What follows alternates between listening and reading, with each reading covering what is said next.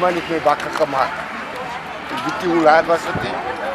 En al wat ik gezien heb, was vlammen bij die dakse kanten. En ik heb toen op wat gepraat, het rijden, ik heb net opgestaan, mijn schoenen aangetrokken en toen liep ik. En na dat is alles afgespoord. Onze kamers net zo lang zijn die plek wat gebrand het. Het was in de petrolbom wat gegooid of iets het binnen die mensen plekken. Je ziet, because hij was toeskoot ook nog geskiet.